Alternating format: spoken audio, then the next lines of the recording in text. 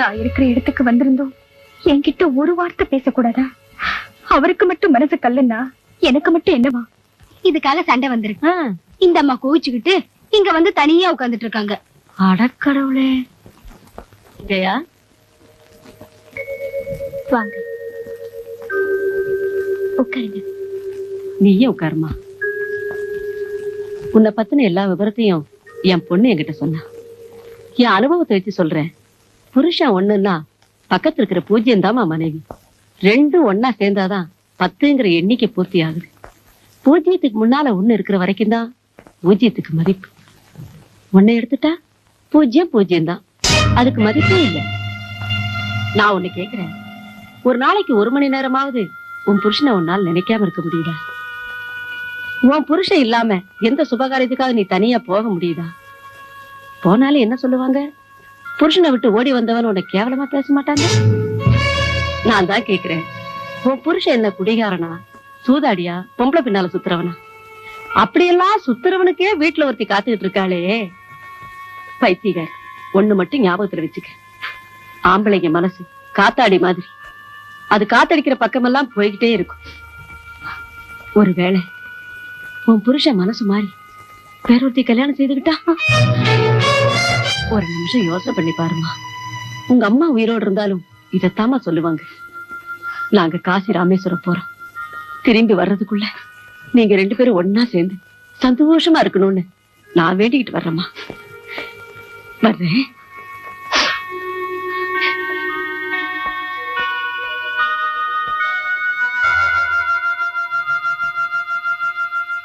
Hi Jagan, என்னடா படிக்கட்டுல உட்கார்ந்திருக்க? வா மோகன். என்னடா ஒரு மாதிரியா இருக்கிற? ஒண்ணு இல்ல, ஒரு மந்திரிய பேட்டி கண்டு வரேன்டா. போகும்போது உன்னையும் பாத்துட்டு போலான்னு வந்தேன். கேள்விப்பட்டேன் உன் மாமனார் வந்தப்போ நீயும் பொண்டாட்டியும் அபாரம் நடிச்சீங்களாமே.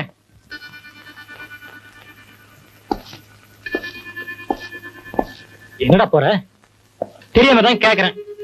இன்னும் எத்தனை நாளைக்கு தான் இப்படியே இருக்குது உத்தேசம்? ஒண்ணு சிரிச்சு பழிச்சுன்னு பேசி பழைய மாதிரி வாழ்க்கையை தொடங்கணும், இல்லனா காலுக்கு ஒரு சிறப்பை கழட்டி வச்சுட்டு புடிச்சிட்டு வாங்கிக்கோ. Shut up. என்ன முட்டாள்தனமா பேசுற? அப்போ நீ பேசு, நான் கேக்குறேன். மோகன், என் ஜெயா மாதிரி ஒருத்தி எவனுக்குமே கிடைக்க மாட்டா. நான் பண்ண தப்புனால இப்ப அவளை இழந்துட்டு நிக்கிறேன். பணத்திலையும் செல்வத்திலையும் வளர்ந்தவாவ எனக்காக எல்லாத்தையும் தூக்கி எறிஞ்சிட்டு என் பின்னால வந்தா. எனக்கு அவளுடைய அருமை தெரியல, அவ ஏக்கம் புரியல. ஜெகன், நீ அவளோட சேர்ந்து வாழணும்னு ஏக்கத்தோட இருக்க, ஆனா அவ உன்னோட சேர்ந்து வாழணும்னு எந்த விதமான முயற்சி எடுக்கலையே. இதெல்லாம் பார்க்கும்போது அவதான் குற்றவாளிய மனசு தோணுது. இல்ல மோகன், அவளை நீ சரியா புரிஞ்சுக்கல. ஒண்ணு தெரியுமா உனக்கு? என் மாமனார் இங்க வந்தப்போ அவ என்னை பார்த்து சிரிச்சுக்கிட்டே இருந்தா. அந்த சிரிப்பு ஒரு அர்த்தமுள்ள சிரிப்பா எனக்கு தோணுச்சு. நான் செஞ்ச தவறுக்கு என்ன குத்தி காட்டுற மாதிரி என் மனசுல பட்டுச்சு. மோகன், கல்யாணம் ஆனதுல இருந்து ஒரே ஒரு நாள் தான் நேரத்தோட வீட்டுக்கு வந்து அவளை வெளியில கூட்டிட்டு போயிருக்கேன். அவ என்கிட்ட புடவை வேணும்னு கேட்கல, நகை வேணும்னு கேட்கல, புது கார் வேணும்னு கேட்கல. எப்பவும் அவ கூடவே இருக்கணும்னு விரும்பினா. அது தப்பா? ஒரு மனைவி விரும்புறதெல்லாம் அவளுக்கு சந்தோஷத்தை கொடுக்கிற கணவனை தவிர அவளுக்காக பணத்தை குவிக்கிற இயந்திரத்தை இல்லைங்கிறத இப்ப நான் தெரிஞ்சுட்டேன். அவளை பிரிஞ்சதுனால தண்டனை இப்ப நானே அனுபவிச்சுட்டு இருக்கேன்.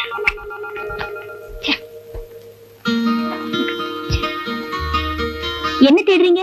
சம்பள பணம் வச்சிருந்தேன், காணும். மளிகை கடைக்கு வேற பணம் கொடுக்கணும். என்னங்க, சம்பள பணம் 700 ரூபாய் வச்சிருந்த பாத்தீங்களா? அதுவா? எங்கேயும் போகல. இதோ பார், டேப் ரெக்கார்டு. அந்த பணத்தை தான் வாங்கினேன். எப்படி இருக்கு? தேவையில்லாத வேலை. வீட்டுக்கு சாமான் வாங்க வச்சிருந்த பணத்தை கொண்டு போய் உபயோகம் இல்லாத ஒண்ணு வாங்கிட்டு வந்திருக்கீங்களே. உபயோகமானதா இல்லையான்னு எனக்கு தான் தெரியும். அதை பத்தி நீ ஒண்ணு கேட்க வேணாம். அது உங்க பணத்துல வாங்கினதா இருந்தா நான் கேட்டுக்க மாட்டேன். வாங்குற சம்பளத்தை இப்படி கண்ணா பின்னான்னு செலவு பண்றீங்க. என் பணத்தை இப்படி நாசம் பண்ணா அப்புறம் எப்படி குடும்பம் நடத்துறது?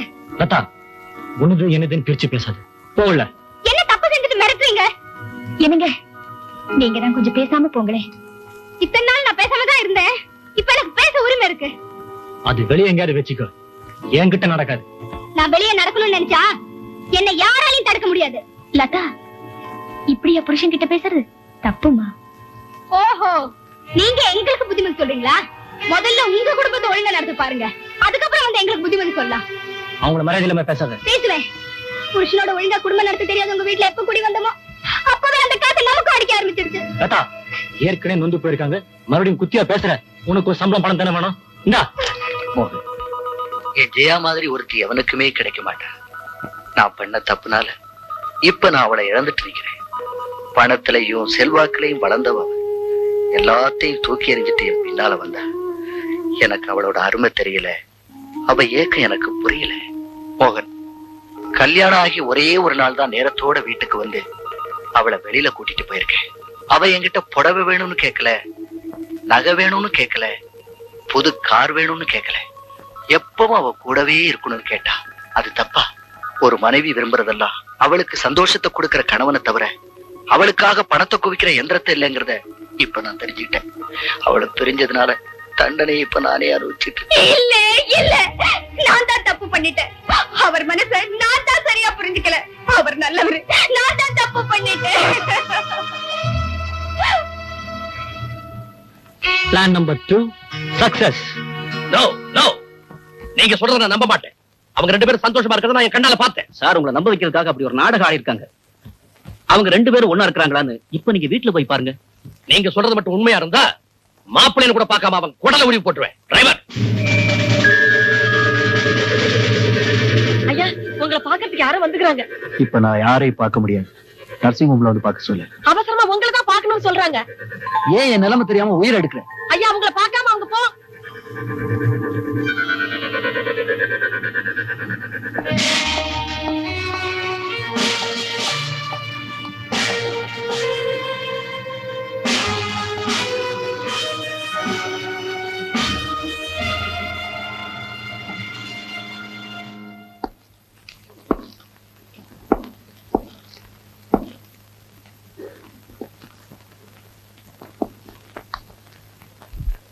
வாசப்படியை தாண்டி நான் உள்ள வரலாமா?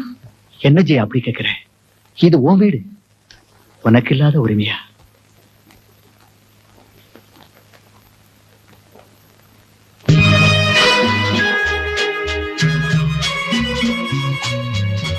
என்ன மன்னிச்சிடுங்க. என்னது பைத்தியம் மாதிரி? ஏதோ ஒண்ணு என்ன விட்டு போயிட்டதா நினைச்சு உங்ககிட்ட தவறா நடந்துகிட்டேன். ஜெயா, நமக்குள்ள இதெல்லாம் தேவைதானா? அப்படி பார்த்தா வாழ்க்கையை சரியா புரிஞ்சுக்காம நானும் தான் தப்பு பண்ணிருக்கேன். அதுக்காக உங்ககிட்ட நான் மன்னிப்பு கேட்கட்டுமா?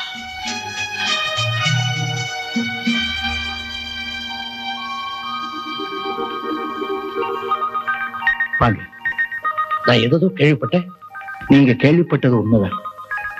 அன்னைக்கு உங்க முன்னாடி நாங்க நடிச்சதும் உண்மைதான். ஆனா இப்ப நாங்க நடிக்கல. இனிமே நடிக்க வேண்டிய அவசியமும் வராது. தேங்க்யூப்பா, தேங்க்யூ வெரி மச்.